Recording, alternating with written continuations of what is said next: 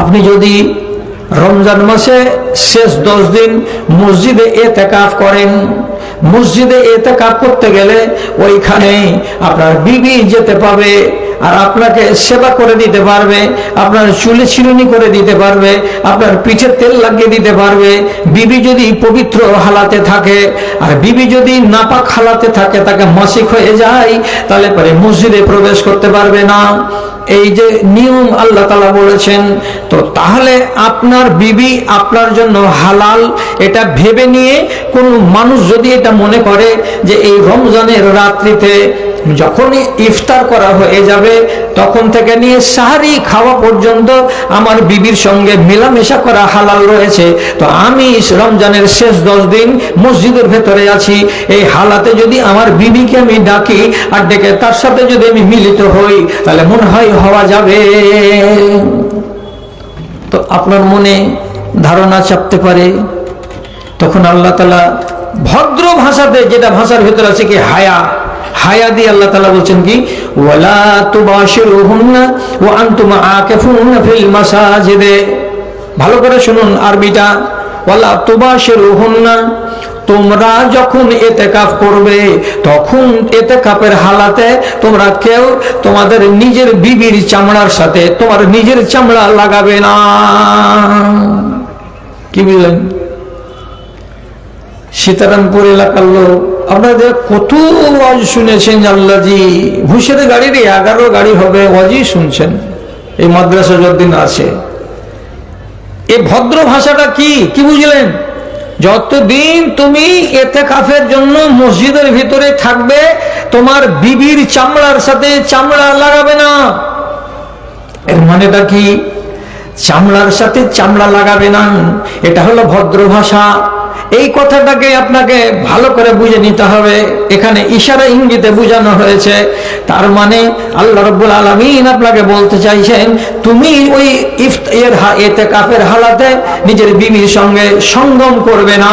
তোমার শরীরে তোমার গোপন অঙ্গে চামড়া আছে এবং তোমার স্ত্রীর গোপন অঙ্গে সেখানেও চামড়া আছে। এই চামড়া যদি সেখানে যায় তো চামড়াই চামড়া লাগবে। এটাকে কি বলা যায়? সঙ্গম বলা যায়, এটাকে সহবাস বলা যায়। কিন্তু আল্লাহ রাব্বুল আলামিন আরবি ভাষাতে একে বলা হয় জেমা করা। জেমা মানে সঙ্গম করা। পরিষ্কার করে আল্লাহ তাআলা বলতে পারতেন তোমরা জেমা করিও না, মানে সঙ্গম করিও না। এই কথাটা না বলে ভদ্রতা শেখাচ্ছেন আমাকে আর আপনাকে। ওয়ালা তুবাশিরুহুন্না ওয়া আনতুম আকিফুনা ফিল মাসাজিদে, স্ত্রীর সঙ্গে চামড়ার সঙ্গে তোমার চামড়াকে মিলাবে না। ভদ্র ভাষা। এবার আপনি কতখানি ভদ্রতার, আমি কতখানি ভদ্রতা পেয়েছি আর একটু আগিয়ে যাই। মুখের রিশতাতে, আত্মীয়তাতে, এখানেও কিন্তু কি থাকবে? আমার ভাষার ভেতরে সংযম থাকবে আর হায়া থাকবে। হযরত আলী বলছেন আমার একটা রোগ ছিল।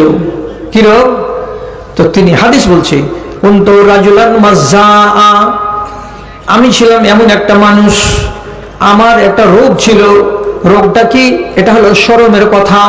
কিন্তু শরমের কথা হতে গেলেও আল্লাহ রাব্বুল আলামিন বলছেন ইন্নাল্লাহা লা ইয়াস্তাহি মিনাল হাক্কে, হক কথা বলতে গেলে আপনাকে দ্বিধাহীন হতে হবে, না হলে আপনি শরীয়ত শিখতে পারবেন না। এবং নবীজি বলছেন লা ইলমা লিমুস্তাহিন ওয়ালা লিমুতাকাব্বিরিন, কোন মানুষ যদি আগে থেকে সিনা ফুলাইয়া বলে এগুলো আমার জানা আছে, এগুলো আমার জানা আছে, এরকম অহংকারী জীবনে শরীয়তের ইলম পাবে না। আর একটা লোক, যে লোকটা কি করে? অহংকার করে, হায়া শরম করে, লজ্জা করে। লজ্জা যারা বেশি বেশি করবে তারা শরীয়তের জ্ঞান পাবে না। আপনাকে লজ্জার কথাতে বলে দিচ্ছি। হযরতে আলী কি বলছেন আমার একটা রোগ ছিল। রোগটা কি? আমার লিঙ্গের মাথা দিয়ে যখন তখন এক ধরনের আঠাযুক্ত পানি বেরিয়ে আসে। এটাকে আরবি ভাষাতে বলা হয় কি? মাজি। যদি গাঢ় হয় তো একে বলা হয় মানি, ওটা থেকে বাচ্চা তৈরি হয়। আর ওর থেকে যদি ঢিল হয় এবং গাঢ়া হয় তো এটাকে বলা হয় মাজি। এবং এর চাইতে আরেকটা নিচে দরের আছে, ওটাকে বলা হয় ওয়াদি। এগুলো বুঝাবো না, এগুলো নেটের মাধ্যমে বহু মানুষের কাছে যাচ্ছে। তো কিছু কিছু মাথা মোটার বাচ্চা কমেন্ট করে বলছে, শালা বুড়িয়ে গেছে তো শালাকে কথা বলতে লাজ শরম কিছু নাই। তো শিখবি না যদি বুড়ার কাছ থেকে, তো তোর বাপ না শিখে শিখে তো তোকে এত বড় করেছে, এই জন্য তো তুই গাধা হয়ে আছিস। এটা তো শরিয়ত, আর এটা তো হাদিস। এটা মাওলানারা মাথা ঝুঁকাবেন, এটা তো হাদিস। ও নিজে বলছে, কে? হযরত আলী, ইন্নী কুনতু রাজুলান মাজ্জাআ, আমি ছিলাম, হেলা করে না তো মাইক আপনাকে আমি দিয়ে দেবো, ফাইলাম করিয়েন না এখানে। আমি ছিলাম এমন একজন মানুষ, যখন তখন দিনের বেলা রাতের বেলা আমার শরম গাহা দিয়ে, আমার লজ্জাস্থানের মাথা দিয়ে ওই রকম গাঢ় গাঢ় আঠা আঠা যুক্ত পদার্থগুলো বেরিয়ে আসে। কি হবে? গোসল করতে হবে নাকি? উযু করে নামাজ পড়তে যেতাম, জিনিসটা বেরিয়ে গেল, কি করতে হবে? এখন নামাজ হবে না? কে মশলা শিখাবে? তো মশলা শিখাবার জন্য একটি মাত্র মানুষ আমাদের কাছে, কে? তো তিনি আল্লাহ পাকের রাসূল। এখন যদি আমি রাসূলুল্লাহর কাছে যাই, খেয়াল করবেন রাসূলটা কে সম্পর্কে? শ্বশুর। আলী নিজে বলছেন এটা তো শ্বশুর, ওর বেটি আমার কাছে আছে ফাতিমা। এখন আমি যদি শ্বশুরকে বলি যে বাপজি এইরকম হচ্ছে, তো জিনিসটা তো শরীয়তের জানা, তবুও তো একটা দ্বিধা আছে, তবুও তো একটা সংকোচ আছে, একটা হায়া আছে। তিনি হায়া করলেন না, শ্বশুরকে কথাটা বলা যাবে না। কেন? যে শ্বশুরের মনে অনেক রকমের সংকোচ হতে পারে। কিরকম সংকোচ? এই জামাইটাকে একবারে লাজ শরম নেই, হতে পারে।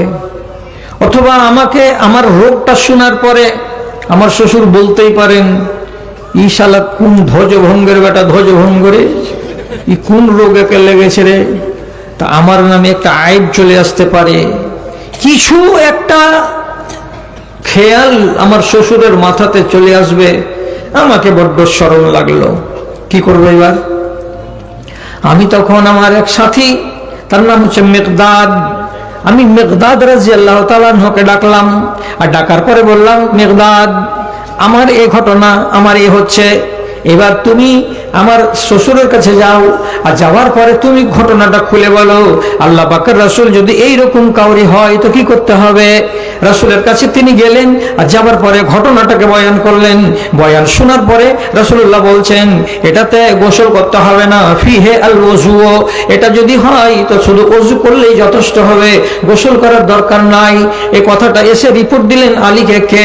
হযরতে মিকদাদ রাদিয়াল্লাহু তাআলা আনহু। তার মারফতে শিখে নিলেন হযরতে আলী রাদিয়াল্লাহু তাআলা আনহু। কিন্তু কেন করলেন এই কাজটা?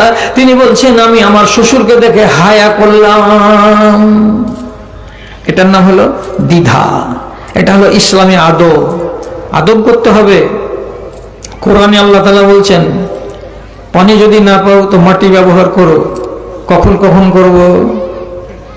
পানি যদি না পাও তো মাটি ব্যবহার করো, করে পবিত্রতা হও। তো কি কি সময় করতে হবে? আল্লাহ তাআলা বলছেন, ওয়া ইল্লাম তাজিদু মাআন ফাতাতায়াম্মামু সাইদান তাইয়্যিবা, পবিত্র মাটিতে হাত দিয়ে বাড়ি মারো, আর মেরে হাতটাকে কচলে দিয়ে তুমি তোমার নিজের চেহারাটাকে মুছে নাও। তারপরে আল্লাহ তাআলা বলছেন, ওযুর বেলাতে তো তুমি পানি পেলে না বলে এটা করলে, এবার যদি তোমার গোসল ফরজ হয়ে যায় তো তাহলে তুমি কি করবে এইবার? তখন আল্লাহ তাআলা শিখাচ্ছেন, ওরে আমার উম্মতের, ওরে আমার বান্দারা, তোমাদের কাছে যদি পানির অভাব পড়ে যায় আর তোমরা জুনবি হয়ে যাও, মানে মিয়া বিবিতে মিলন করার পরে যদি তোমরা নাপাক হও, অথবা তোমার স্বপ্ন দোষ হয়ে যায় আর যার কারণে তোমার উপরে গোসল ফরজ হয়ে যায়, আর পানি যদি না থাকে তো কি করবে? তখন আল্লাহ রাব্বুল আলামিন মিষ্টি ভাষা দিয়ে বলছেন, ওয়াইন কুনতুম জুনুবান ফাত্তাহারু ওয়াইন কুনতুম মারজা আও আলা সাফারিন আও জা আহাদুকুম মিনাল গায়াতি আও লামাসতুমুন নিসা ফালাম তাজিদু মান ফাতায়াম্মামু সাইদান তাইয়্যিবা। শর্টকাটে কথা, যদি জুনবি হয়ে যাও বিদেশে চলে যাও, পানি যদি না পাওয়া যায় তো তাহলে তোমরা পবিত্র মাটিতে হাত মেরে দিয়ে পবিত্রতা অর্জন করো। তো এইবার যে বলছেন যে স্বপ্ন দোষ হলে তো এটা হলো, কিন্তু মিয়া বিবিতে যদি শারীরিক সম্পর্ক ঘটে তো তার বেলা কি হবে? কেউ তো জিজ্ঞেস করতে পারে। তখন কি হবে? তখন আল্লাহ তাআলা আদবের ভাষা আমাকে শিখাবার জন্য কি বলছেন, আওলামাস্তুমুন নিসা, তোমরা যদি বেটি ছেলেকে ছুঁয়ে থাকো, অর্থাৎ নিজের স্ত্রীকে ছুঁয়ে থাকো, তাহলে তোমার জন্য এটাই বিধান যে তুমি পাক মাটিতে হাত মেরে দিয়ে নিজের শরীরটাকে পবিত্র করে নাও। আপনি আমাকে জিজ্ঞেস করে বলবেন, মৌলভী সাহেব, স্ত্রীকে যদি ছুঁয়ে নাই তো তাহলে পরে কেন তাকে পবিত্রতা অর্জন করতে হবে? স্ত্রীকে আল্লাহ পাকের রাসূল চুম্বন দিয়েছেন, দেওয়ার পরে নামাজ পড়তে চলে গেছেন, ওযু তো টুটেনি, তাহলে স্ত্রীকে ছুঁতে গেলে আমাকে পবিত্রতা কেন অর্জন করতে হয়? ব্যাপারটা হলো ছুঁয়ার মানে এখানেই হচ্ছে গোপন ভাষা কার? আল্লাহ তাআলার। ছুঁয়া মানে কি? ছুঁয়া বাংলাতে বললাম ছুঁয়ে নিয়েছি, কিন্তু আরবিতে লামাস্তুমের মানে হলো এই তুমি তোমার স্ত্রীর কাছে গমন করেছো। এই গমন করা ভাষাটাকে আল্লাহ তাআলা হায়ার ভাষা দিয়ে বলছেন। তুমি যদি তাকে ছুঁয়ে নিয়ে থাকো তাহলে পরে তুমি নাপাক হয়েছো। এবার নাপাক হতে গেলে তুমিও পাক জমিনে হাত মেরে দিয়ে নিজেকে পবিত্র করে নাও। এই হলো আল্লাহর ভাষা। এবার আপনাকে বাহিরকার একটা লোকের কথা বলি। হায়া মানে দ্বিধা। দ্বিধা কাকে বলে? ভালো করে শুনুন, আপনার টাইম যেমনি হয়ে যাবে, আমিও দেখতে পাচ্ছি ঘড়ি আমার, আর এটাও আপনারাও দেখছেন, ঘড়িতে টাইম হলে আপনাকে ছেড়ে দেওয়া হবে ইনশাআল্লাহ। ভালো করে বুঝুন। হযরত মুসা আলাইহিস সালাতু ওয়াস সালাম একটা লোককে মার্ডার করে দিয়েছিলেন অনিচ্ছায়, ইচ্ছা করে মার্ডার করেননি। একটা ঘুষি মেরেছিলেন জোর করে, তো এমন করে ঘুষি মারলেন যে হা করে পড়ে থেকে গেল। এটা ছিল বংশে কিবতি, কিবতি মিশরের কিবতি নাগরিকেরা। যখন মার্ডার হয়ে গেল তখন নবী মুসা নিজের জান বাঁচাবার জন্য মিশর ছেড়ে পালিয়ে গেলেন। কোথায় পালালেন? তো সৌদি আরবের উত্তর পশ্চিম দিকে এক এলাকা যেটাকে বলা হয় মাদিয়ান। সেই মাদিয়ান শহরে আসছেন। তো বিকেল বেলায় এসেছেন একটা ইন্দারার পাশে। ইন্দারের পাশে এসে খাড়ো হয়েছেন। তো লোকেরা ভিড় করে ইন্দারের থেকে পানি উঠিয়ে ছাগলকে, উটকে, ভেড়াকে পান করাচ্ছে। ওইখানে এক কিনারায় দুটো যুবতী বেটি ছেলে লাড়ু সাড়ু হয়ে দাঁড়িয়ে আছে। তো নবী মুসা মেয়ে দুটাকে যে বলছে, তোমরা এভাবে দাঁড়িয়ে আছো কেন? তোমাদের ছাগলগুলোকে পানি পান করাবে না? তো মেয়ে দুটা বলছে, হাত্তা ইউসদারার রিআ, যতক্ষণ পর্যন্ত পুরুষ লোকেদের এখান থেকে পানি উঠিয়ে তাদের মোষগুলোকে, তাদের জানোয়ারগুলোকে পান করা না হবে আর ভিড়টা না কমবে, ততক্ষণ আমরা বেটি ছেলে ইন্দারার কাছে যাব না। কেন যে তারা পুরুষ লোক আর আমরা নারী, আমাদের গায়ে গা লাগতে পারে, আর এটা আমরা পছন্দ করি না। আচ্ছা এই ব্যাপার। নবী মুসা বলছেন, বালতিটা দাও। বালতিটা নিলেন, ভিড়ের ভিতরে গিয়ে বালতি ইন্দারাতে নামিয়ে 22 লিটারের বালতি একাই উঠিয়ে নিলেন। উঠিয়ে নিয়ে এই মহিলাদের বকরিগুলোকে, ছাগলগুলোকে পানি পান করিয়ে দিলেন। দেওয়ার পরে বলছেন, যাও বাড়ি চলে যাও। এই দুই বোন বাড়ি গেল। বাড়ি যাওয়ার পরে ওর বাপকে বলছে, বাজানজি আজকে একটা আজব কথা হয়ে গেল। একটা জুয়ান ছেলের সাথে দেখা হলো, ও আমাদের উপরে দয়া করে বালতিটা নিয়ে পানি উঠিয়ে পান করিয়ে দিল বলে তাড়াতাড়ি বাড়ি চলে আসতে পারলাম, না হলে হয়তো রাত হয়ে যেত। তখন ওর বাপ বলছে, আরে বেটি, ছেলেটা যদি এত বড় উপকার করে থাকে তো জানা, ওকে ডেকে নিয়ে আই, ওকে না হয় কিছু বকশিস টকশিস দেওয়া যাবে। তো দুটা বেটির ভেতরে এবার এক বেটি আসতে লাগলো নবী মুসাকে ডাকবে বলে। এরা চলে গেছে। তৎক্ষণ মুসা নবী একটা গাছের তলায় খাড়িয়া খাড়িয়া আল্লাহ তাআলার কাছে দোয়া করছে যে, আল্লাহ তুমি এমন একটা জায়গাতে আমাকে এনে দিলে, এই জায়গাতে তোমার সাহায্যের জন্য আমি মুখ তাকিয়ে আছি। আল্লাহ, আমার পেটের ব্যবস্থা কি করে হবে? এটা আজনবী জায়গা, আমাকে তো কেউ চিনে না। কোরআনের আয়াতটা শেষখানে হলো কি, লেমা আনজালতা ইলাইয়া মিন খাইরিন ফাকির, আমি তো মুহতাজ। আল্লাহ তাআলা আসমান থেকে নবী মুসার প্রার্থনাকে মঞ্জুর করে বলছেন, মুসা, তুই রুটি খেতে চাইছিস, কিন্তু রুটিটা কে তৈরি করবে এটা তো তুই বললি না। আমি আসমান থেকে তোর মালিক বলছি, তোকে আমি রুটি দিব, এবং রুটিটা কে পাকিয়ে দেবে, রুটি পাকাবার মানুষ পর্যন্ত তোকে দিব, আমি তার ব্যবস্থা করে দিচ্ছি, শুন। হঠাৎ করে একটা ওই দুই মেয়ের একটা মেয়ে চলে আসছে। কোরআন বলছে, ওয়াজাআত ইহদাহুন্না আলা ইস্তিহয়াইন, দুই বোনের ভেতরে একটা বোন এখানে এলো, আবার হাঁটতে হাঁটতে ওই পার থেকে এই গাছের কাছে এলো। তো কেমন করে? আল্লাহর কোরআন বলছে ইস্তিহয়াইন, লজ্জা করে, শরম করে, দ্বিধা করে।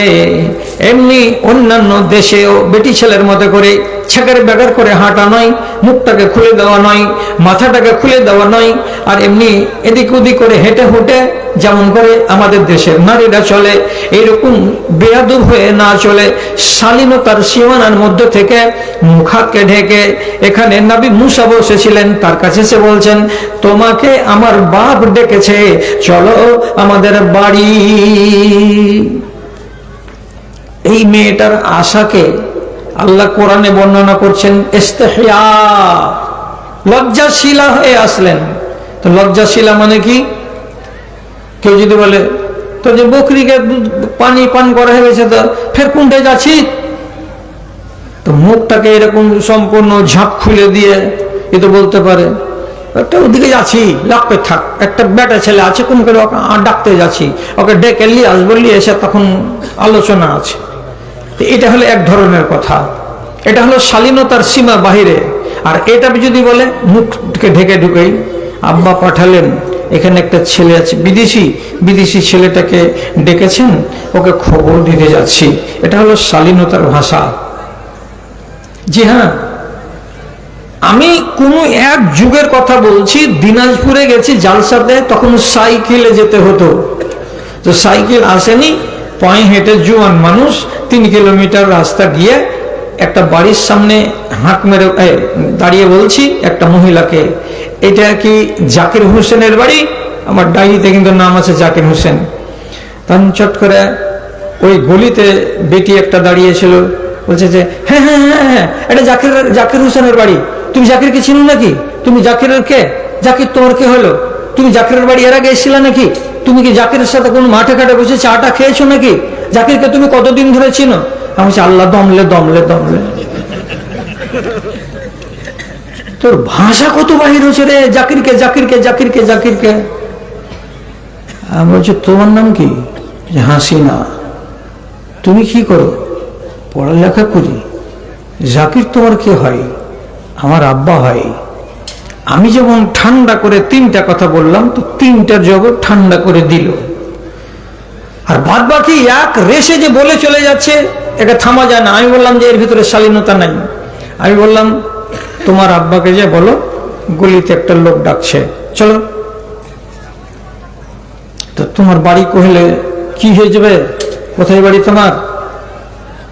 তুই কি জন্য এসেছ? আমি তো কথা বাড়াই। ঠিকঠাক হয়ে আমার সামনে দাঁড়িয়ে থাকলে আমারও ইচ্ছা ছিল যে কথা বলি ঠিক করে। একটা যুবতী ধাড়ি মেয়ে, এখন বেয়াদবের মতো কথা, মাথাতে কাপড় নেই, গলাগুলো ফ্রকের এত লম্বা চওড়া আছে যে এই লম্বার কথা আর কি আপনাকে বলবো। এখান থেকে শুরু করে চাঁদপুর ব্রিজ পর্যন্ত এই চওড়া গলা, ও তো আধা শরীর দেখা যাচ্ছে। আর এই রকমের নারী এই যাও তোমার আব্বাকে ডেকে নিয়ে এসো। একটা শালীনতার সীমা থাকবে। এই মহিলা আসছে তো ইস্তেহয়া, শালীনতার সাথে এসে বলছে, আপনাকে আব্বা ডাকলেন, চলেন আমার সাথে। ইস্তেহয়া হায়া কতটা আছে? নবী মুসা যখন চলতে লাগলেন, তো মেয়েটি আগে আগে আর নবী মুসা পিছে পিছে। নবী মুসা 15-20 গজ চলার পরে মেয়েটাকে বলছে, এই মেয়ে, আগে আগে তুমি হাঁটিও না, তুমি আমার আগে হাঁটবে আর আমি তোমার পিছনে হাঁটবো, এটা হবে না। কেন? আমি হলাম বাতাস আর তুমি হলে আগুন, তুমি সামনে চলবে আর এইভাবে চলবে।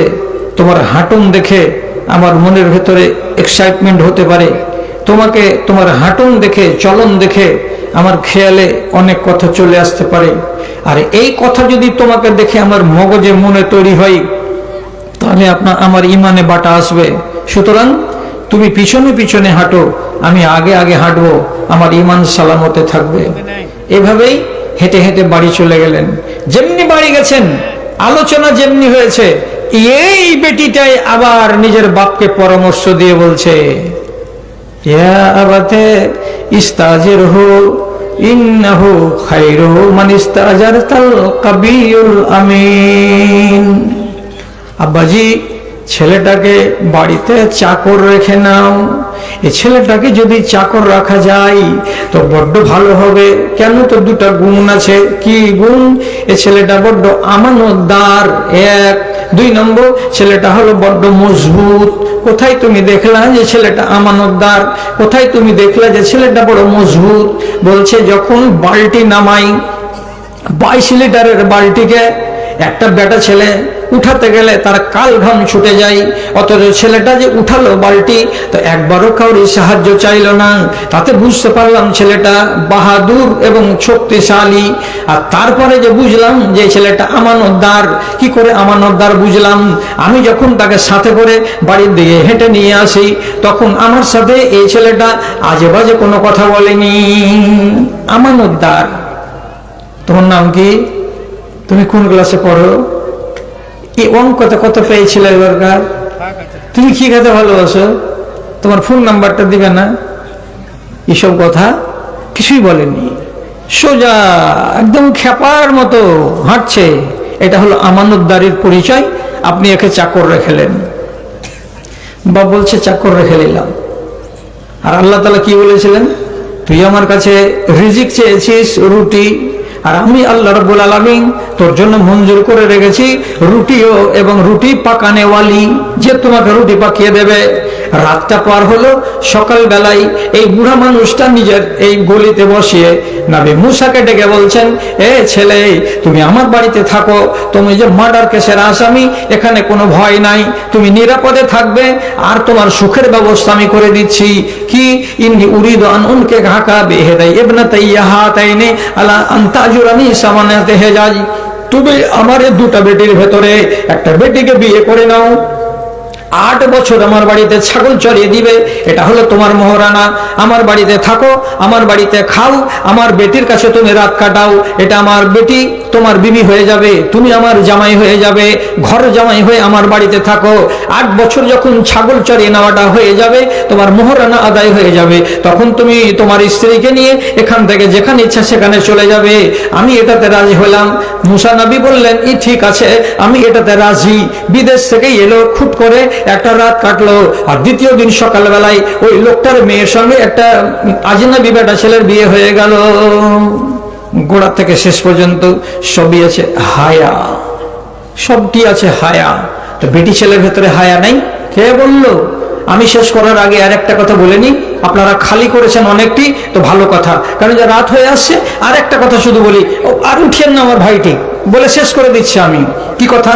নবীজির স্ত্রীর নাম আয়েশা, আর নবীজির একটা 150 ছিল, 150 এর নাম হলো আসমা।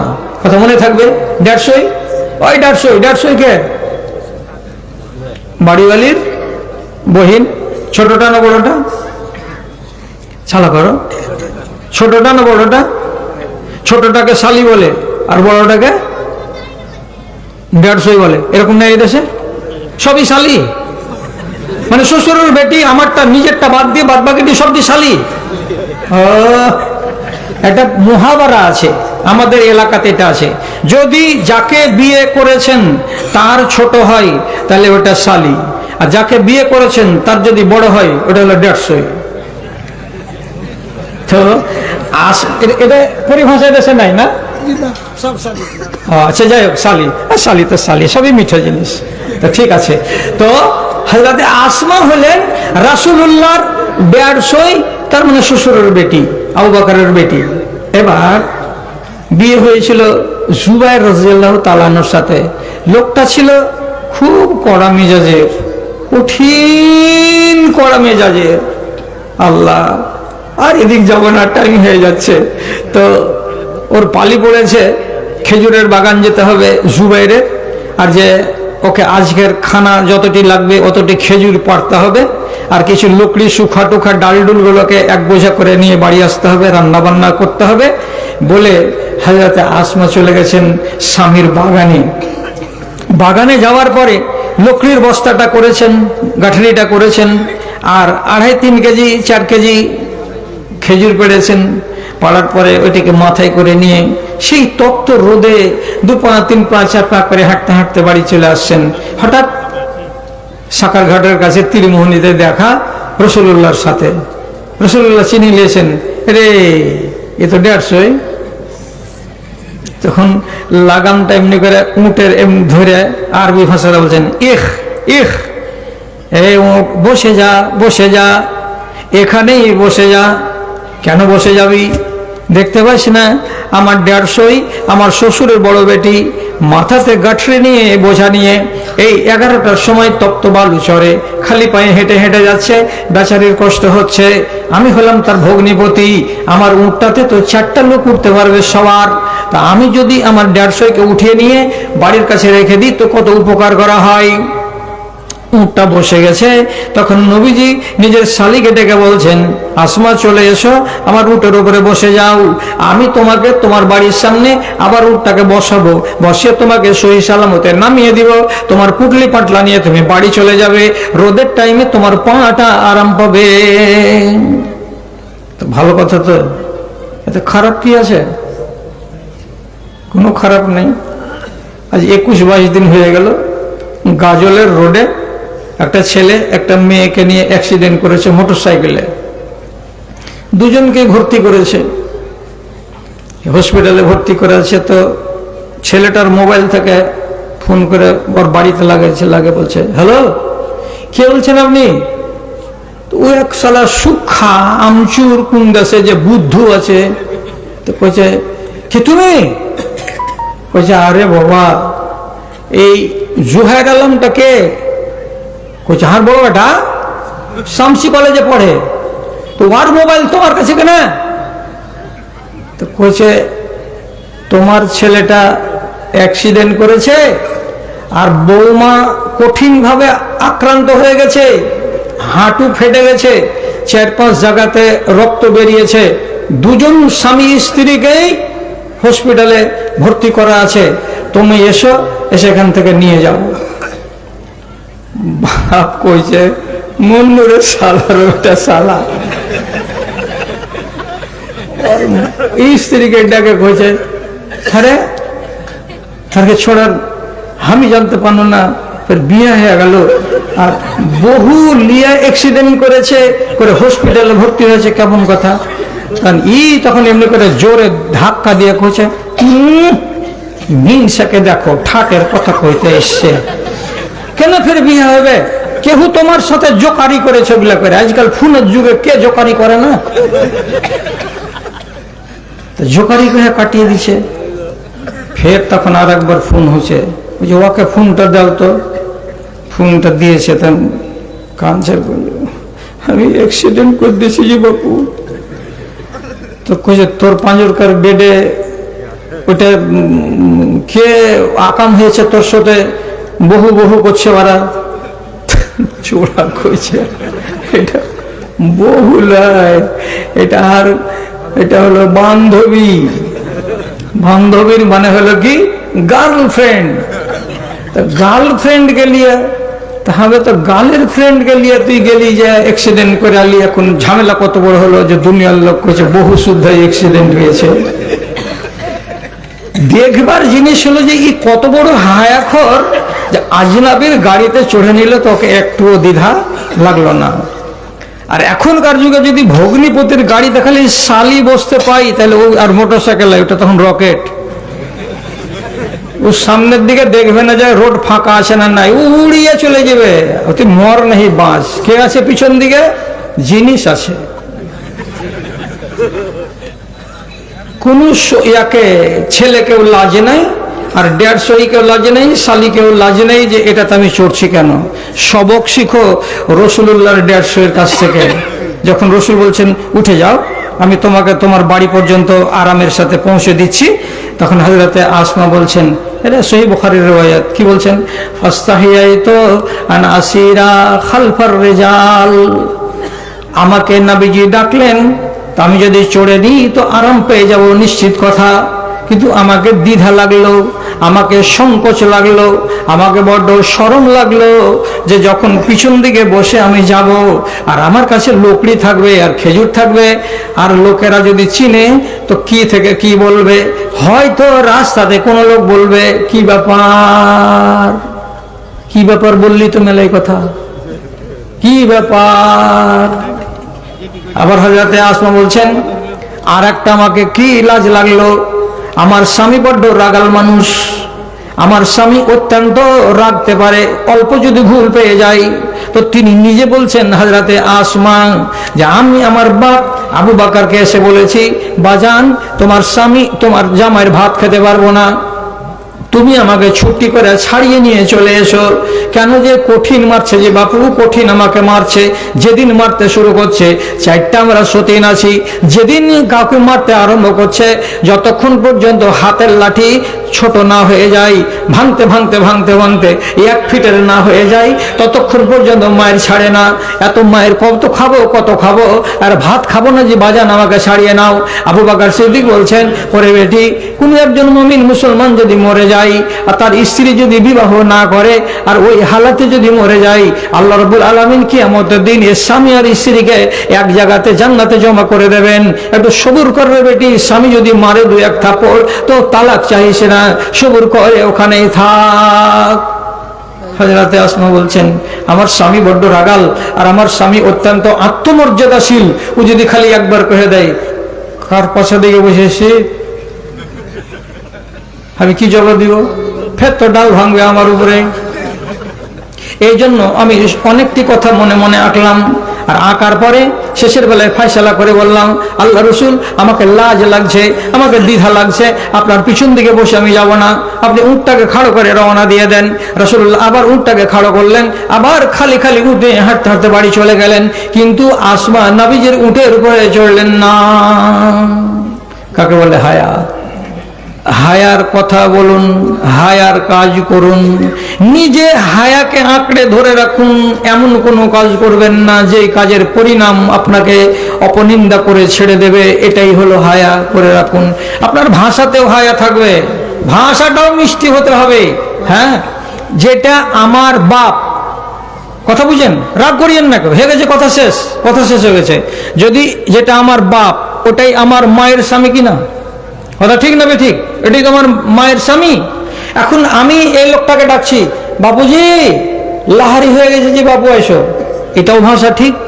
আর যদি আমি এখান থেকে বলি, ওই আমার মার ভাতার এসো, লাহারি হয়ে গেছে, এটা ভাষা কি ভুল?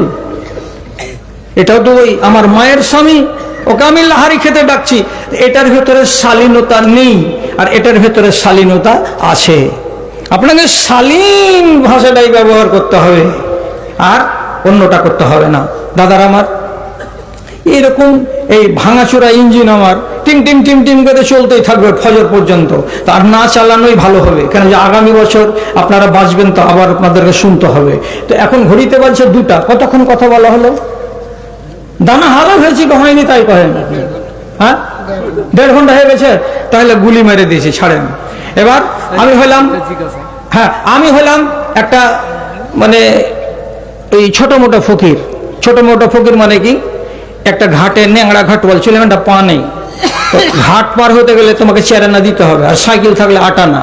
তো কোনো লোক যদি ঘুরবার পাকে দিব, জি ঘুরবার পাকে দিব, তো ন্যাংরা ঘাট বল পাকে ঢেকি থাকবে, আর এমনি করে ধমকি দিয়ে বলবে টাকা দিবি না উঠবো আমি, উঠতে তো পারবে না। একটা ঢাকা আছে, তখন বলে এলে তো উঠে যাবে, তখন ফের 4 আনা পয়সা নগদে দিয়ে তারপরে তখন যাবে। তো আমি হলাম ন্যাংরা ঘাটওয়াল, আপনারা আমার কথাটা শুনেন, কেউ 20 টাকা, কেউ 50 টাকা, কেউ 100 টাকা, কেউ 200 টাকা, আর কাউরে যদি কম সম পয়সা থাকে তো মাত্র 10 টাকা। আপনি আমাদের তুমি সব কিছু দিয়ে নিজে কি পেয়েছো প্রভু আমার, কয়টি মানুষ নত করে তোমাকে বুঝায় হক তোমার, তোমাকে বুঝায় হক তোমার। বাঁচিবার তরে রিজিক দিয়েছো আমরা পেটে খাই, কি মধুর আলো বাতাস দানিলে লাগে আমাদের গায়। চিরদিন তুমি দিতেই থাকিলে মূল্য কোনদিন নিলে না তার, আমাদের তুমি সব কিছু দিয়ে নিজে কি পেয়েছো প্রভু আমার। যাহাদের তুমি জন্মদান দিলে শ্রেষ্ঠ জীবের কুলে, বিনিময়ে কিছু নিবে উপাসনা কোরআনে ঘোষণা দিলে, কোরআনে ঘোষণা দিলে। হারামের তারা পসরা সাজিয়ে গরম করেছে পাপ বাজার, হারামের তারা পসরা সাজিয়ে গরম করেছে পাপ বাজার। আমাদের তুমি সব কিছু দিয়ে নিজে কি পেয়েছো প্রভু আমার, কয়টি মানুষ শির নত করে তোমাকে বুঝায় হক তোমার।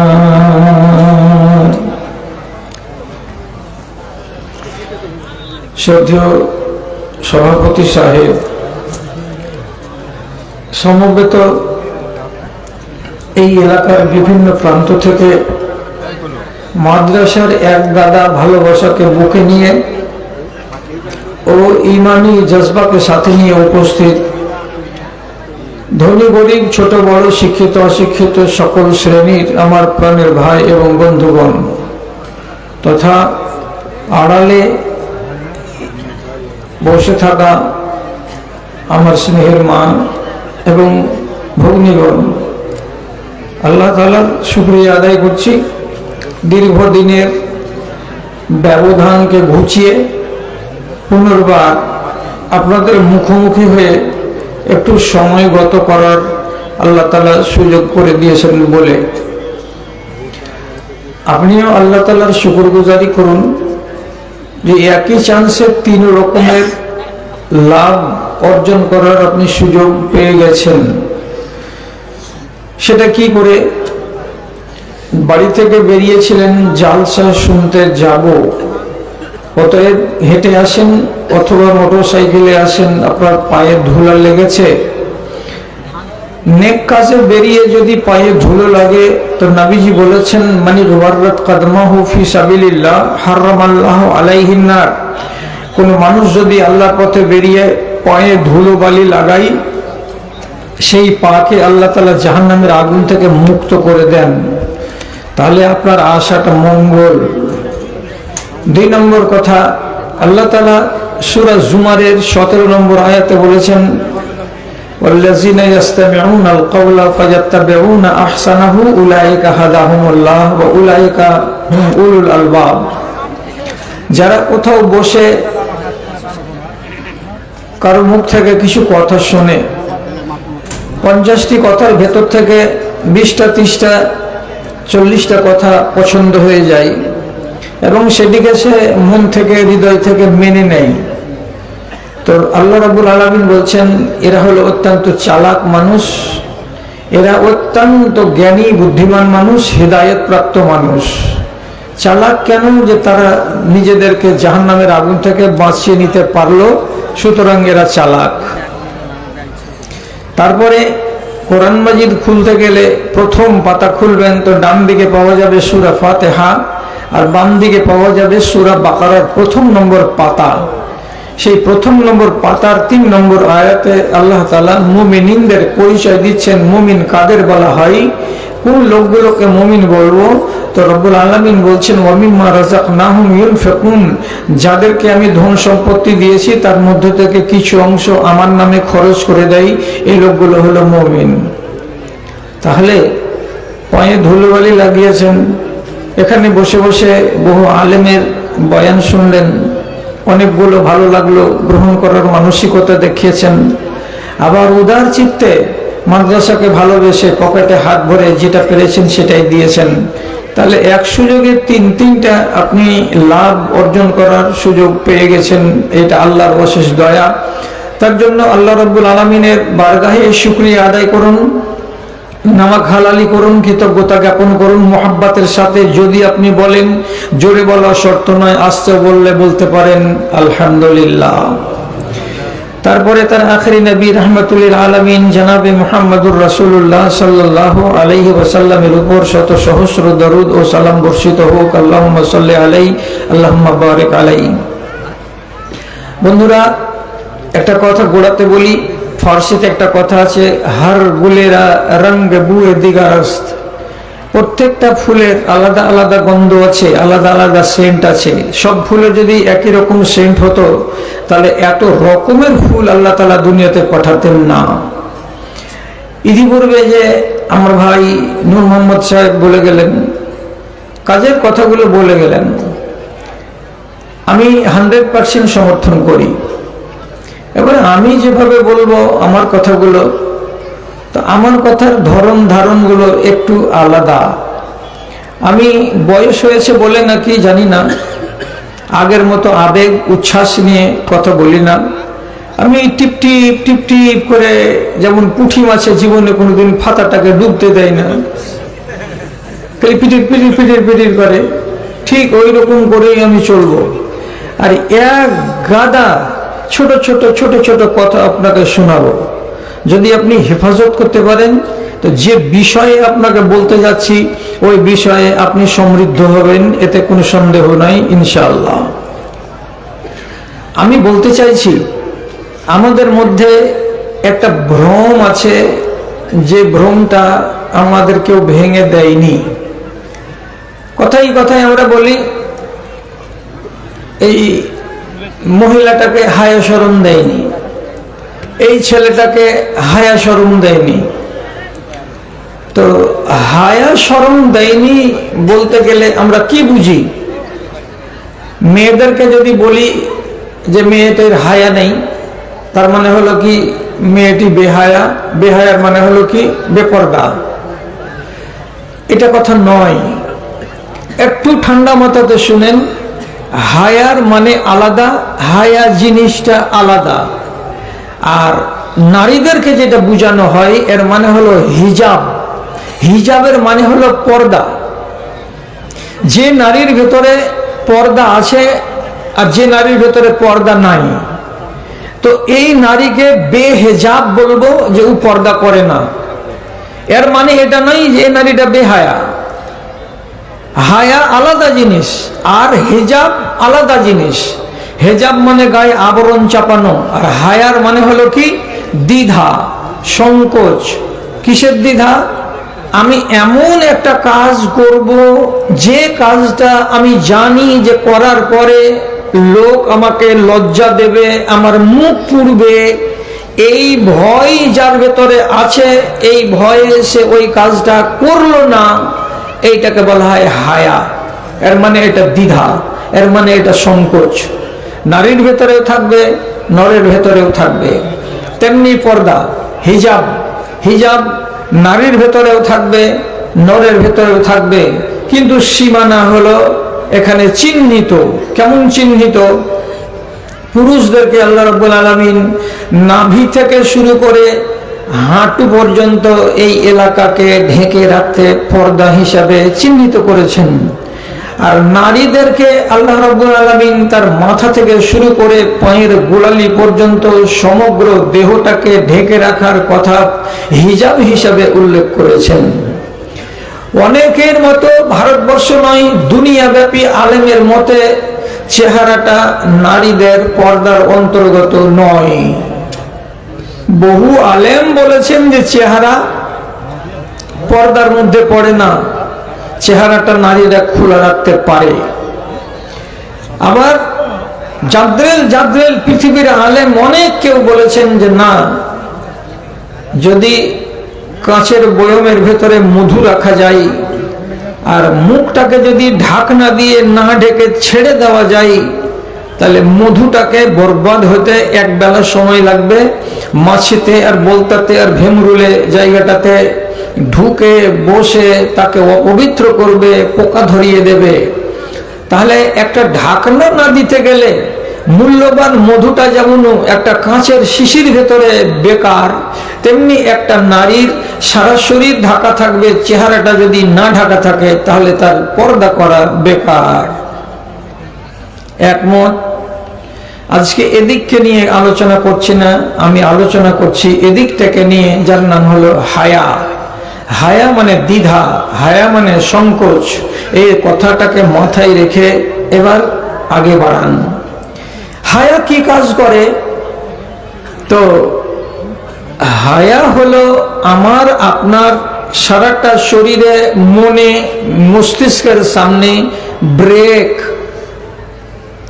যদি কোটি টাকার গাড়িতে একটা ব্রেক না থাকে তাহলে আপনাকে কেউ বিনা পয়সায় দিতে গেলেও নিবেন না। 1 কিলোমিটার যাবে না, তার আগে গাড়িটা অ্যাক্সিডেন্ট করবে, যেহেতু ব্রেক নাই।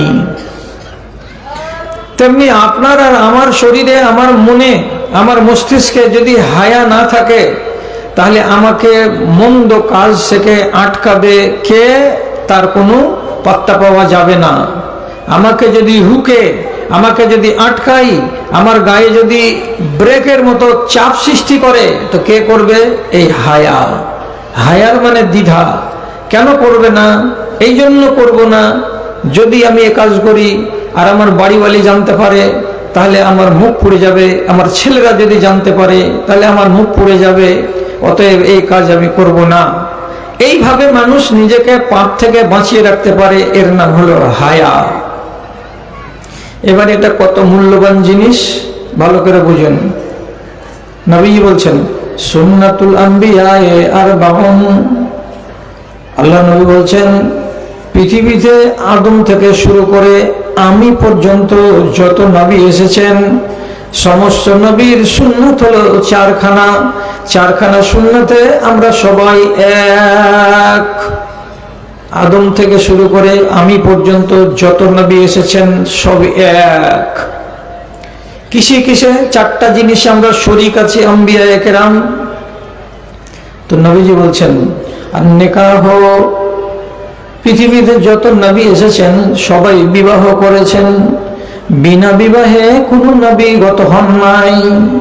আল্লাহ তাআলা কোরআন মাজিদে বলছেন ওয়ালাকাদ বাআসনা মিন ক্বাবলিকা রাসূলান ওয়া জাআলনা লাহুম যুররিয়াতান ওয়া আজওয়াজান ওয়া যুররিয়া। হে নবী, আপনার আগে আমি অনেক নবী পাঠিয়েছি দুনিয়ায়। সমস্ত নবী বিবাহ করেছিলেন এবং তাদের বাল বাচ্চা ছিল। কাউকে আমি যত সময়ে বাচ্চা দিয়েছি, কাউকে আমি বুড়ো বয়সে বাচ্চা দিয়েছি, কাউকে আমি 80-87 বছর বয়সে বাচ্চা দিয়েছি, কিন্তু তাদেরকে আমি বাচ্চা থেকে মাহরুম করি নাই। সব নবী বিবাহ করেছেন। 2টো নবী বাদ। একটা নবীর নাম হচ্ছে ইয়াহিয়া আলাইহিস সালাম, আর একটা নবী হলেন হযরতে ঈসা আলাইহিস সালাম। এরা দুজন বিবাহ করেননি। কেন করেননি? তো হযরতে ঈসা আলাইহিস সালাম বিবাহ করার বয়সে যখন পৌঁছিলেন, মনে মনে প্রস্তুতি নিলেন, এমন সময়তেই ঘটনা ঘটলো কি যে রব্বুল আলামিন তাকে সরাসরি জীবিত অবস্থায় মানুষের কাছ থেকে আসমানে উঠিয়ে নিলেন, বিবাহ করতে পেলেন না। 33 বছর বয়সে তাকে উঠিয়ে নেওয়া হয়েছে আসমানে। তাহলে এটা বাদ।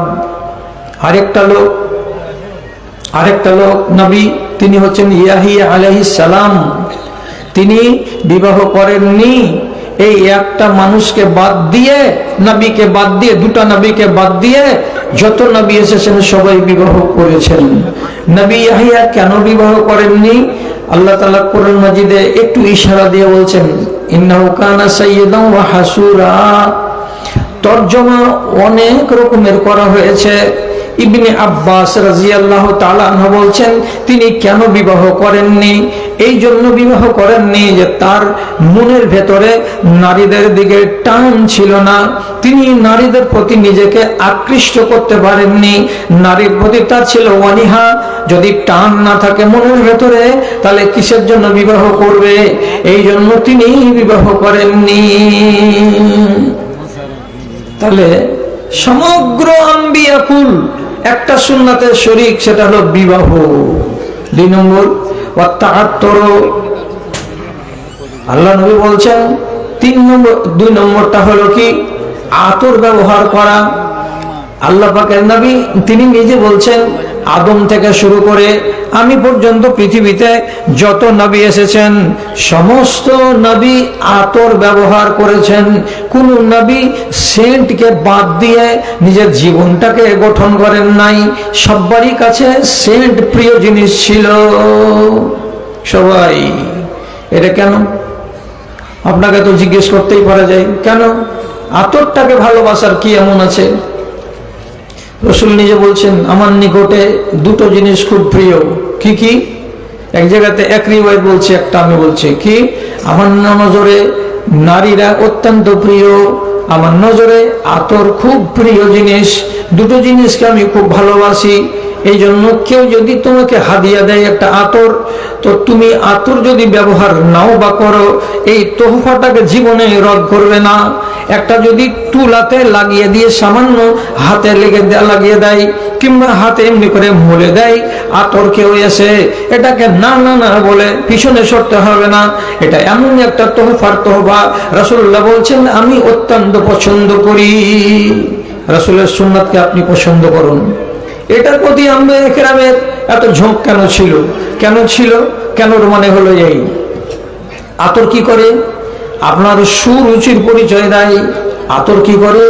আপনার যদি গায়ে শরীরে কোনো রকমের সেন্ট থাকে, তাহলে এই জিনিসটাকে আতরে দূর করে দেয়। কেন? লজ্জা করবেন না আমার দাদারা, ছোট ছোট কথা বলছি। আল্লাহ রাব্বুল আলামিন আপনার শরীরে 9টা ছেঁদা বানিয়েছেন।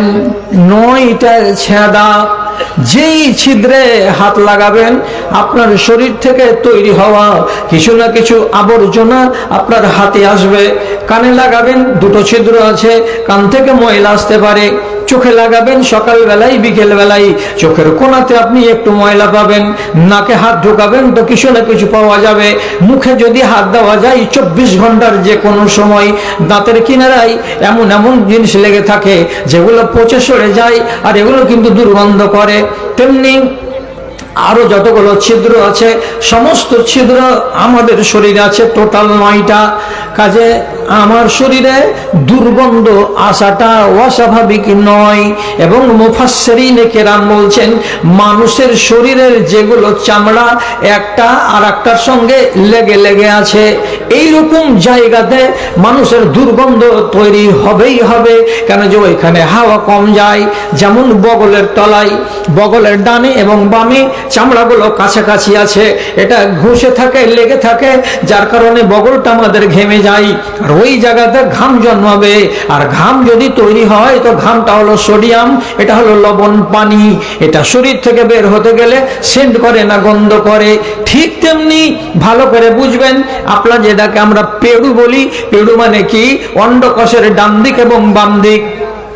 এই চামড়াটা রানের সঙ্গে মিলে থাকে, আর রানের সঙ্গে মিলে থাকার কারণে এখানে ঘর্ষণ তৈরি হয়। আর ঘর্ষণ তৈরি হওয়ার কারণে জায়গাটাতে ভাব সৃষ্টি হয় এবং ঘাম সৃষ্টি হয়। আর ওই ঘামগুলো মানুষের শরীরে গন্ধ তৈরি করে। আপনার মতো মানুষটা যদি নামাজে যায়, আর একটা ভালো পরেশগার দিনদার স্বচ্ছ পবিত্র মানুষ যদি আপনার পাশে দাঁড়াই, তাহলে সুষ্ঠুভাবে নামাজ আদায় করতে পারবে না। কেন? যে আপনার ডান দিক থেকে দুর্গন্ধ আসবে আমার নাকে, তো আমি দুর্গন্ধে পেরেশান থাকবো। এই জন্য নবীজি আমাদেরকে বলেছেন, ওরে মুসলমানেরা, কাঁচা পেঁয়াজ রসুন খেয়ে মসজিদে আসবে না। তোমার কারণে তোমার ডান দিকের লোক কষ্ট পাবে, তোমার বাম দিকের লোক কষ্ট পাবে, সর্বোপরি আল্লাহর ফেরেশতারা কষ্ট পাবে। এই জন্য আপনাকে আতরের প্রতি রুঝান দেওয়া হলো। মুসলমানেরা, আম্বিয়ায়ে কেরাম আতরকে পছন্দ করতেন, তোমরাও আতর ব্যবহার করো। কিন্তু দুঃখের বিষয়, আমাদের দেশে 80% লোকের বাড়িতে আতর নাই। আছে জি? যদি কাছে আছে, হাকে একটু আখান তো এখন দেখি পকেট থেকে বাইর করে, নাই তো, আতর তো রাখেন না। বেড়ি খাওয়ার আতর যেটুকু হয় ওইটুকাই আতর আছে গায়ে। আর বাংলাদেশের লোকটা ওয়াজ করতে করতে কি বলছে, বিড়িতে তো গন্ধ আছে, সুগন্ধ না দুর্গন্ধটা বলছে না, গন্ধ আছে। বিড়ি যারা খায়, দাড়িতে গন্ধ, মুখে গন্ধ, মাফলারে গন্ধ, জামাতে গন্ধ, তাতে গন্ধ, লুঙ্গিতে গন্ধ, কি করে বিবির কাছে ঘুমায়। কথাটা ঠিক। এই দুর্গন্ধ আমি নিজের কাছে রাখি, কিন্তু আসল যেটা গন্ধ সেটাকে আমি রাখি না। তাহলে আম্বিয়াদের সুন্নাত হলো আতর ব্যবহার করা। কাল থেকে যদি 20 টাকা দিয়ে একটা আতরগুলো কিনেন, তো অবশ্যই বলবেন যে বদরুদ্দোজার মুখ থেকে শুনেছি, শুনে একটা সুন্নাতকে পালন করছি।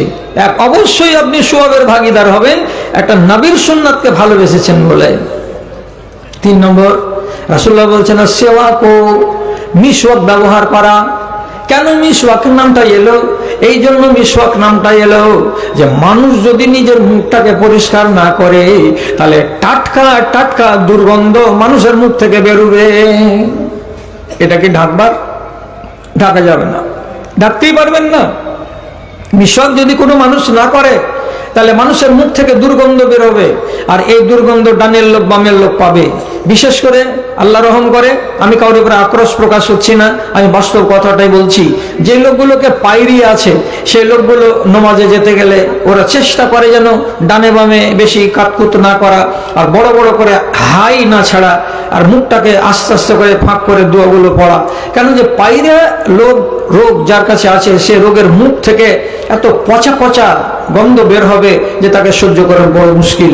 যাদের কাছে পায়রা নেই, তাদেরও মুখে খানা পানি সকাল 10টাতে খেয়েছেন, আর সারাটা দিন যদি মিসওয়াক না করেন, এই পচা খানাগুলো দাঁতের মাড়িতে লেগে লেগে লেগে লেগে যদি 3 থেকে 4 ঘন্টা থাকে, তোতে দুর্গন্ধ লেগে যাবে। আর আপনার মুখের দুর্গন্ধ অন্য লোককে সইতে হবে। এই জন্য আল্লাহ রাব্বুল আলামিন আপনাকে স্বচ্ছ ঈমানদার, পরিষ্কার ঈমানদার বানিয়ে রাখার জন্য বলছেন মিসওয়াক করতে হবে। মিসওয়াকটা কত ফজিলতের জিনিস। নবী করিম সাল্লাল্লাহু আলাইহি ওয়াসাল্লাম বলছেন, লাউলা আনা শুক্কা আলা উম্মতি লামারতুম বিসওয়াকি ইনদা কুল্লি সালাতিন। আমার উম্মতের উপরে যদি এটা মুশকিল কাজ না হতো, আর আমি যদি এটাকে মুশকিল মনে না করতাম যে আমার উম্মতিদের উপরে ভারী হয়ে যাবে, এই কথাটা যদি আমার মগজে না থাকতো, তাহলে আমি বলতাম আমার উম্মতিরা প্রত্যেক নামাজের আগে অবশ্যই তোমরা মিসওয়াক করে নেবে। আমি মিসওয়াক করাটাকে কম্পালসারি করে দিতাম, কিন্তু আমার উম্মতিরা ঝামেলায় পড়ে যাবে, তার জন্য এটাকে কম্পালসারি করা হয়নি। মিসওয়াক ঘুষবেন, দাঁত পরিষ্কার থাকবে, মিসওয়াক করবেন, জিভ পরিষ্কার থাকবে, মিসওয়াক করবেন, শ্বাস প্রশ্বাসটা আপনার স্বচ্ছ পরিষ্কার হবে। মিসওয়াক যদি করবেন, আপনার পাকস্থলীটা পরিষ্কার থাকবে, হজমের শক্তি বেড়ে যাবে। বিশেষ করে যদি আরবের যেগুলো সুন্নতি মিসওয়াক, যাকে বলা হয় ইরাকের ইরাক বৃক্ষের যদি শুকনো শুকনো লকড়িগুলোকে নিয়ে মিসওয়াক করা যায়, অত্যন্ত তাতে লাভ আছে। সৌদি আরবের লোক এই সুন্নাতটাকে কত মানে, যারা দেখেছেন তারা দেখেছেন, যারা দেখেননি তারা দেখেননি। প্রত্যেকটা নমাজি হারাম শরীফে যখন নমাজে দাঁড়া হবে, যখন দেখবেন ইকামত হয়ে গেল, হাইয়া আলাস সালাহ হাইয়া আলাল ফালাহ, কাদ কামাতিস সালাহ কাদ কামাতিস সালাহ, যখন একামত হয়ে যাবে, একামত শুনতে গেলেই দাঁড়াবে, আর দাঁড়িয়ে পকেট থেকে এমনি করে একটা মিসওয়াক বের করবে। মিসওয়াক বেরটাকে বের করে একবার এদিকে একবার এইদিকে একবার এইদিকে একবার ওইদিকে করে ঘুষে নিল, আর নেওয়ার পরে ওইটাকে আবার নিজের পকেটের ভেতরে ঢুকিয়ে নিল, নামাজ স্টার্ট করলো। আল্লাহু আকবার। এত বেশি খেচার করে চিপাচিপি করলো না, সুন্নাতের উপরে আমল করলো, 2বার এদিকে 2বার ওইদিকে দিল, পকেটে ভরে নিল, লোকটা সওয়াব বেড়ে গেল। এটা কি সুন্নাত। তাহলে কার সুন্নাত? নবী সুন্নাত। শুধু একাই নবীর সুন্নাত না, আদম থেকে শুরু করে আমার নবী পর্যন্ত সকল নবীর সুন্নাত হলো মিসওয়াক করা। 4 নম্বরের সুন্নাত হলো কি? আল হায়া করা, দ্বিধা করা, সংকোচ করা। এই জিনিসটা সকল নবীর হলো সুন্নাত। আদম আলাইহিস সালাম থেকে শুরু করে আমার নবী পর্যন্ত কোনো একটা নবী বেহায়া ছিলেন না, কোনো একটা নবী দ্বিধাহীন ছিলেন না। তাদের মনের ভেতরে সংকোচ ছিল, তারা ছিল লজ্জাশীল। একটাও বেহায়া কোনো নবীকে আপনি প্রমাণ করতে পারবেন না তাদের জীবনী থেকে। ভালো করে বুঝেন। কথা বলার প্রসঙ্গ যখন চলে এলো তখন বলে দিই, হযরত মুসা আলাইহিস সালাতু ওয়াস সালামের যুগের লোকেরা উলঙ্গ হয়ে নদীতে গোসল করত। কি বুঝলেন? উলঙ্গ হয়ে নদীতে গোসল করত। গোসলের টাইমে উলঙ্গ হওয়াকে তারা দোষ মনে করতো না। এবার তারা বলতো মাঝে মাঝে, এই নবী মুসা, তুমি আমাদের বংশের লোক, তুমিও উলঙ্গ হয়ে গোসল করো। জি না, উলঙ্গ হয়ে গোসল করবো না আমি। তো যখন এরা জোর দিত যে না করতে হবে, তখন নবী মুসা নিজেকে বাঁচাবার জন্য কি করেছিলেন, এই ঘাটটাকে ছেড়ে দিয়ে পার্শ্বকার ঘাটে গিয়ে উনি তখন গোসল করতেন। কিন্তু মাঝে মাঝে উনিও কাপড়কে উপরে রেখে দিয়ে গোসল করতেন, কিন্তু নিজের সতর কাউকে দেখতে দিতেন না। আমি উলঙ্গ হয়েছি বটে, কিন্তু আমার সতর জন্য কোনো লোক দেখতে না পাই। আলাদা ঘাটে নির্জনে উনি একাই গোসল করছেন। তো একদিন ঘাটে গোসল করছেন, দুনিয়ার এই সমস্ত লোকেরা নবী মুসাকে নিজেদের সাথে গোসল করাতে পারল না। যখন পারল না তখন ডাক দিয়ে দিল। কি বলে ডাক দিল? যে কেন গোসল করেন না আমাদের সাথে জানিস? কি হ্যাঁ, ওর অন্ডকোষ যে বড়, তুই যদি দেখিস তো জেনে নিবি ভিতরের কথা, ওকে লজ্জা লাগবে। এই জন্য ও আমাদের সামনে এইরকম করে গোসল করে না। আর একজন লোক বললেন, না না না, অন্ডকোষ শুধু নয়, ওর মনে হয় গোপন অঙ্গেও কোনো দোষ টোষ আছে, না হলে আমাদের সামনে কেন গোসল করে না। তো যাই হোক, একটা দোষ তো লাগিয়ে দিল নবী মুসার গায়ে। তো নবী মুসা দোষ থেকে মুক্ত হবেন কি করে? এখন যদি রাগ করে ওদের সামনে কাপড়টাকে উঠিয়ে ধরেন, ধরে এখন যে দেখতো শালা অন্ডকোষ বড় আছে না ছোট আছে, তো তাহলে তো ইজ্জত গেল। আর এই কাজটা করতে পারবো না বলেই তো আমি নির্জনে চলে যাচ্ছি, যে ওইখানে গোসল করছি। তো কি করে আমি এতে থেকে বাঁচবো? কি করে বাঁচবো? তো আল্লাহ তাআলা বলছেন, তুমি আমার নবী, তোমার আয়েব থেকে তোমাকে বাঁচাতে হবে, এটা দায়িত্ব আমার, আমি বাঁচিয়ে নেব। কি করে বাঁচাবো? গোসল করছেন একদিন, এটা সহিহ বুখারীর রিওয়ায়াত। গোসল করছেন, কাপড়টাকে রেখে দিয়েছেন একটা বড় পাথরের উপরে, আর দেওয়ার পরে গোসল টোসল করে উপর দিকে যদি আসছেন, কাপড়টাকে নিয়ে পড়বেন, মাথাটা মুছবেন। তো কাপড় পাথরের উপরে যেটা ছিল, পাথরটাতে মনে হয়েছে চাক্কা লেগে আছে, গুড় গুড় গুড় গুড় গুড় গুড় করতে শুরু করেছে। মুসা নবী বলছে, আজব কথা রে, পাথর চলে যাচ্ছে। তো পাথর যাবি তো, যা আমি কাপড়টা নিয়ে নিই। একটু ঝাড়া পায়ে কাপড়টাকে ধরতে আসে, তো ঝাড়া পায়ে পাথরও চলছে। যত জোরে উনি কাপড় নিতে যাচ্ছেন তত জোরে পাথর চলে যাচ্ছে, পাথর চলে যাচ্ছে। আর এই এদিক থেকে আওয়াজ দিয়ে বলছেন, ইয়া হাজারো সৌবি, ইয়া হাজারো সৌবি, এ পাথর আমার কাপড় দিয়ে দে, আমার কাপড় দিয়ে দে, আমার কাপড় দিয়ে দে। পাথর কিন্তু কোনো কথা শুনছে না। যত জোরে দৌড়াতে হয়, দৌড়াতে দৌড়াতে যেখানে মানুষের ভিড় ছিল, মানুষের ভিড়ের কাছে এসে পাথর থেমে গেল। আর নবী মুসা তাড়াতাড়ি করে যে কাপড় নিবেন, ততক্ষণে 20-30 জন লোকের দেখা হয়ে গেল। আর দেখে দেখে বলছে, হ্যাঁ বুঝে গেছি, হয়ে গেছে কাজ, তুমি উলঙ্গ হয়ে গোসল করবে না, এই কেন গোসল করলা? বলছে, না ওইটা কথা নয়, চোখ দিয়ে যে দেখলি, যেটা কথা বলেছিলি যে নবী মুসার নওজুবিল্লাহ তার অন্ডকোষ বা বিচি বড়, কি দেখলি? বিচি বড় না ছোট? সবাই বলছে, হ্যাঁ হে, ওটা তো দোষ নাই। তাহলে এই আয়াত থেকে, দোষ থেকে বাঁচিয়ে দিলেন কে? তো আল্লাহ রাব্বুল আলামিন। এই হায়াটা ছিল কার ভেতরে? নবীদের ভেতরে, আদম থেকে শুরু করে আমার নবীর ভেতরে।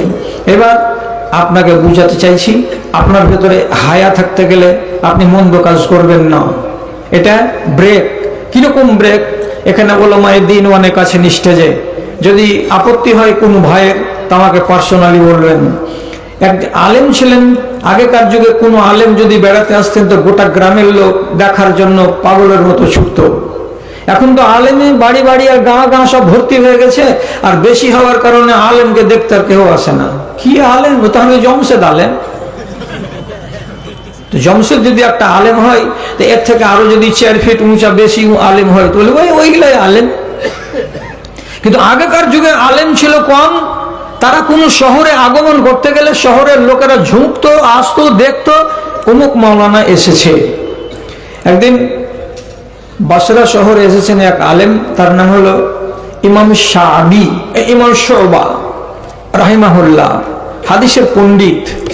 উনাকে দেখার জন্য এক ঝাঁক লোক পিছে পিছে পিছে পিছে চলে আসছে, কোন মসজিদে থামবেন আর ওখানে কটা হাদিস শোনাবেন আমরা শুনবো। তো এই ভিড়ে ভিড়ে চলে আসছে। তো তার ভেতরে একটা লোক, ওর নাম হচ্ছে কানাবি, নাম কানাবি। ও বেচারি এত খেয়েছে সেদিন মাল যে নিজেকে ঠিক করে সামলে রাখতে পারে না। লোকের ভিড় দেখে হঠাৎ করে লোকের সামনে রাস্তার কিনারেতে খাড়ো হয়ে গেছে, যে এরকম টলতে টলতে টলতে টলতে কথাকে ভাঙতে ভাঙতে বলছে যে তো লোক তোমরা বুঝাই যাচ্ছ, মানে এত লোক তোমরা কোথায় যাচ্ছ? তো যারা শুনলো তারা বুঝে নিলে যে এর মাল বেশি হয়ে গেছে। তখন লোকেরা বেশি কথা না বলে বলছে শোভা শোভা শোভা। এর মানে কি? আল্লামা শোভা এসেছেন, অত বড় আলেম, দেখা করব, মসজিদে বসবে তো তার বায়ান শুনবো বলে যাচ্ছি। তখন ওই ঝুলছে আর কইছে শোভা শোভা, মান শোভা, শোভা কে? ওই যে শালা বোকা, তুই জানিস না যে শোভা একটা জালিল কাদার আলেম আমাদের ইরাকের মাটিতে, জানিস না? তো কি হলো, মুসলমানের বাচ্চা মদ খেয়েছে তো কি, কিছু কিছু আকল তো মাঝে মাঝে চেতন হয়েছে। তখন টলতে টলতে ইমাম শোভা একটা খচ্চরের উপরে চড়ে এগোচ্ছিলেন, একদম সামনের দিকে চলে এসেছে। আর এই হাতে ছিল এখানে সুখা লকড়ি, সুখার লকড়িটাকে এমনি করে খচ্চরের মাথার উপরে কপালের সামনে এরকম করে যেমনি ধরেছে, তখন খচ্চর গেছে দাঁড়িয়ে। তখন বলছে ভাঙা ভাঙা কণ্ঠে, আর এই চাল চাওয়া করে কথা বলতে বলতে বলছে, আমাকে একটা হাদিস শোনাতে হবে, হাদিস যদি না শোনাও তো আজরাহকা জারহান, আমি আপনার মুখে মেরে দেবো আর দিয়ে আপনার আমি কপাল ফাটিয়ে দেবো। তোরা মসজিদে হাদিস শুনবি, আমি এখানেই হাদিস শুনবো। হযরতে শোভা রাদিয়াল্লাহু তাআলা আনহু বলছেন, আল্লাহ সামনে এই কোন মুসিবত তুমি এনে দিলা যে হাদিস শুনতে চাইছে, আবার হাদিস যদি শুনবে তো হাদিস শোনার মতো তোমার কাছে জ্ঞান নেই, তা আমি ওকে কোনটা হাদিস শোনাবো? তিনি দিশা না পেয়ে, মুহাদ্দিস মানুষ, হঠাৎ মগজে কুলিয়ে গেল, ছোট্ট একটা হাদিস শুধু বলে দিলেন, দিয়ে বলছেন আল হায়াউ শুবাতুম মিনাল ঈমান ইযা লাম তাস্তাহি ফাসনা মা শিতা। হায়া হলো ঈমানের অঙ্গ, হায়া হলো ঈমানের অংশ। ৭১টা ৭৩টা জিনিসের নাম হলো ঈমান, আর ৭৩টা জিনিসের মধ্যে একটা হায়া, এটা হলো ঈমানের অঙ্গ। যদি তোমার কাছে এই হায়া না থাকে তো নবীজি বলছেন ফাসনা মা শিতা, তোমার মনে যেটা লাগে সেটাই করে যাও, তোমার ইচ্ছাতে যেটা হয় সেটাই করে যাও। হায়া থাকলে যেটা ইচ্ছে সেটা করতে পারবে না, আর হায়া যদি না থাকে যা মনে লাগে তাই করো। কথাটা বলে দিলেন। যখন মাথা থেকে ভূত নামলো, ব্রেনটা ঠিক হলো, তখন ওর কথাগুলো মনে পড়ছে। জোহরের ঢিলাতে একাই বসে বসে মুখ হাত ধুয়ে তখন বলছে, এটা কি কথা শুনলাম? তোমার হায়া যদি না থাকে তো যেটা মন সেটাই করো, যেটা ইচ্ছা সেটাই করো, আর হায়া যদি থাকে তো যেটা ইচ্ছা সেটা করিও না। তাহলে হায়া মানে কি? আমার ভেতরে লজ্জাবোধ নাই, যার কারণে আজ পর্যন্ত বেহায়াই কাজ করে যাচ্ছি। গোটা এলাকার লোক আমাকে মদখোর বলে চিনে, গোটা এলাকার লোক আমাকে বাজে ব্যবহারের ছেলে বলে চিনে। শেষের বেলায় একটাই মাত্র কথা তার ভেতরে চেতনা জাগালো, এমন বাড়ি ফিরে গেল। যাওয়ার পরে নিজের মাকে ডেকে বলছে, আম্মা আমার ঘরে যতটি বোতল ছিল সবকে কান্ডাতে ফেলে দিয়ে আসলাম, সবকে ঢেলে দিয়ে আসলাম, একটাও বোতলকে রাখলাম না। এবার মাগরিব হতে গেলে আমার বন্ধুরা আমার বাড়ি আসে, আর আমার বাড়িতে মদের আড্ডা লাগে, আমরা খাই আর আনন্দ করি আর উল্লাস করি আর গান গাই। ওগুলো আজকে হবে না। আমি বাড়ি ছেড়ে চলে গেলাম। আমার বন্ধুরা যদি মাগরিবের পরে আসে তো তাদেরকে বলে দিও আমার বেটা কানাবি বাড়িতে নাই, আজকে তোমাদের অনুষ্ঠান হবে না, কালকে তোমরা আসিও। সেদিন অনুষ্ঠান বসলো না বাড়িতে, বন্ধুরা নিজের নিজের বাড়িতে গিয়ে খেলো না খেলো ওদের ব্যাপার। তার পরের দিন থেকে উনি বলছেন আমি হাদিস পড়বো, আরো হাদিস পড়বো বলে নিজের ভেতরে খাকসারি তৈরি করলো।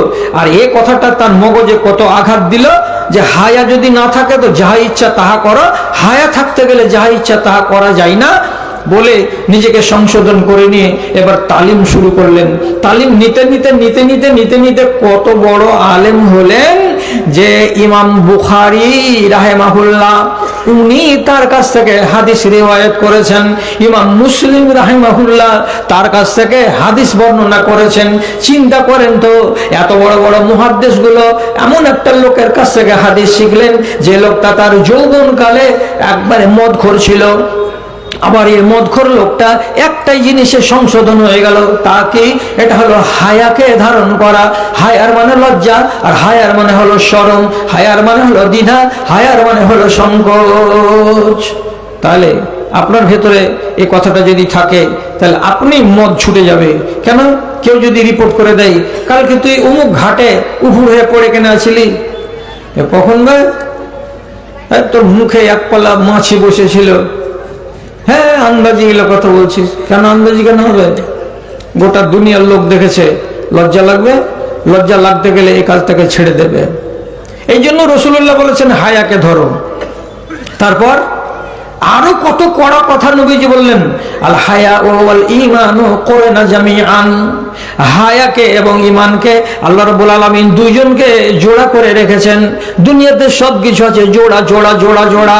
নবীজি বলছেন ঈমানকে হায়ার সঙ্গে রব্বুল আলামিন জোড়া বানিয়ে রেখেছেন। তারপরে কি বলছে? কাউরি কাছে যদি হায়া না থাকে তো ঈমান তার কাছে থাকবে না, আর কাউরি কাছে যদি ঈমান না থাকে তাহলে তার কাছে হায়া থাকবে না। খুলে বলছি ঈমান যদি থাকে এর কাছে তাহলে হায়া থাকবে, আর কাউরি কাছে যদি হায়া থাকে ঈমান থাকবে। এরা দুজন জোড়া। আর যদি কাউরি কাছে হায়া না থাকে ঈমান থাকবে না, কাউরি কাছে যদি ঈমান না থাকে তাহলে হায়া থাকবে না। এবার একটা হ্যাঁ না বলেন আপনারা। আপনি আর আপনার চাচাতো ভাই দুজন কলকাতা থেকে চলে আসছেন। স্টেট বাসে যখন মানুষেরা আসে তো ফজরের আগে আগে মানুষের পিসাব চাপে, পায়খানা চাপে। তো বাসওয়ালা করে কি রোডের কিনারায় কোন একটা জায়গা দেখে বাসটাকে খাড়ো করে আর বলে, যাদের যাদের আপনাদের হিসু করার ইচ্ছা আছে, যাদের যাদের আপনাদের হিসু মানে দুনিয়ার বাংলা, এটা হিসু মানে পিসাব করা, হিসু করার ইচ্ছা আছে আপনারা তাড়াতাড়ি করে নেন। এবার এইখানে সার হয়ে নমাজের লাইনের মতন করে দাঁড়িয়ে গেল, দাঁড়িয়ে গিয়ে পিসাব করছে, সবাই চেন খুলে দিয়ে নিজের মেশিনটা আপন আপন মেশিন আপন আপন চেন খুলে খুলে সব সামনে ধরে আছে। তো আপনি বলেন এই জিনিসটা কি কাউকে দেখাতে পাওয়া যাবে? যাবে না, কাউকে পাওয়া যাবে না দেখাতে। তাহলে আমার পাশেকার লোকটা ও দাঁড়িয়ে আছে, তো আমার মেশিন দেখছে, আমি ওর মেশিন দেখছি, ও ওর মেশিন দেখছে, ওকে একটু লজ্জা লাগে না? আবার গল্প করতে দাঁড়িয়ে দাঁড়িয়ে পিসাব করতে করতে বলছে, হ্যাঁ আর কালিয়াচক কদ্দূর আছে? হ্যাঁ এখনো 17 কিলোমিটার আছে রে বেকু। এটাও চলছে, মুখও চলছে। আপনি বলুন, একটা যদি মুসলমান লোক হয় তাহলে পরে কি তারা দুজন এরকম পাশাপাশি দাঁড়িয়ে নিজের জিনিসটাকে বের করে একটা ও ওরটা দেখবে আর পিসাব করতে পারবে না? কেন? ওর মগজে কি আছে? অন্তরে ঈমান আছে। ঈমান থাকলে হায়া থাকবে, হায়া থাকলে এইরকম বেহায়া হয়ে পিসাব করতে পারবে না। আর বাদবাকি লোকটি যে নির্দ্বিধায় গল্প করছে আর পিসাব করেই চলে যাচ্ছে দাঁড়িয়ে দাঁড়িয়ে, এটা কেন হচ্ছে? ওর তো পুঁজিই নেই, ঈমানই তো নেই। তো যার ঈমান নেই তার হায়া নেই। এটা হলো চরম দৃশ্য। আপনিও দেখেছেন আর আমিও দেখেছি ভাই আমার। তো এই হায়া আমার ভেতরে থাকতে হবে। এবার শুধু ব্যবহারে থাকবে না আর কিছুতেই থাকবে? নবীজি বলেছেন তোমার কথার ভিতরেও হায়া থাকবে, ব্যবহারে হায়া তো থাকবে, কিন্তু কথার ভেতরেও তোমার হায়া থাকতে হবে। হায়া ছাড়া যেন কোনো মানুষের ভিতরে কথা না হয়। কেমন? ভালো করে বুঝেন। আল্লাহ তাআলা হায়া দিয়ে কথা বলেন, রাসূলুল্লাহ হায়া দিয়ে কথা বলেন, সাহাবায়ে কেরাম হায়া দিয়ে কথা বলেন। কিরকম করে কথা বলেন আমি আপনাকে একটা উদাহরণ দিচ্ছি। জি, ভালো করে বুঝেন। একটা সাহাবী ব্যভিচার করেছে, ব্যভিচার করে এসে রাসূলকে বলছে আমি ব্যভিচার করেছি, আপনি আমাকে শাস্তি দেন। রাসূল বলেছেন ব্যভিচার মানে কি, চুমুটুমু খেয়েছো নাকি? তো বলছে যে না, আমি ব্যভিচার করেছি। রাসূলুল্লাহ বলছেন মনে হয় তুমি তার শরীরে হাত টাপ দিয়েছিলে নাকি? না, আমি ব্যভিচার করেছি। তখন রাসূলুল্লাহ ওই দেশের একটা আরবি প্রচলিত, ওদের মধ্যে এছাড়া অন্য কোন লোকের ভিতর ভাষাটা নেই, তো রাসূলুল্লাহকে পরিষ্কার ভাষাতে বলছেন আনিকতাহা, এর সোজা বাংলা করছি আপনাকে, তুমি কি সঙ্গম করেছ? সঙ্গম করেছ? তো সাহাবীটা যদি খালি বলে দেয় যে হ্যাঁ, তো ঝামেলাটা চুকে যায়। কিন্তু ওইটা ঝামেলা না করে রাসূলের মনের ভেতরে যেন সন্দেহ না থাকে, তখন খুলে বলছে। কি খুলে বলছে? লজ্জারই কথা না বললে হয় না। রাসূল যখন জিজ্ঞেস করছেন যে তুমি কি সঙ্গম করেছো, কেমন সঙ্গম করেছো, তখন লোকটা বলছে আল্লাহর রাসূল, একটা ইন্দারাতে পানি তুলতে গেলে উপর দিক থেকে রশিটাকে যেমন নিচের দিকে বালতি বেঁধে নামানো হয়, তো রশিটা যেমন ইন্দারার ভিতরে ঢুকে যায়, ঠিক সেই রকমই আমার যৌনাঙ্গটা ওই এক মহিলার শরম গাহের ভেতরে ওই রকম ভাবে ঢুকে গেছিল। যেমন রশিটা ঝুলে যায় ইন্দারার ভেতরে চলে যায়, তেমনি আমার শরীরটার অংশটা তার ও শরীরের অংশের ভেতরে চলে গেছিল। তো মিশালটা যদি দিত সোজা সবটা করে, সোজা বাংলাতে বলতো বা আরবিতে বলতো, তো তাহলে সোজাই হতো। কিন্তু বেচারি পরিষ্কার ভাষা বলবেন যাতে হায়া থাকে আর মানুষ বুঝে নিতে পারে। এই জন্য উদাহরণ দিয়ে বুঝাচ্ছেন কি করে, রশি যেমন ইদারাতে হারিয়ে যায় তেমনি আমার অঙ্গটা হারিয়ে গেছিল।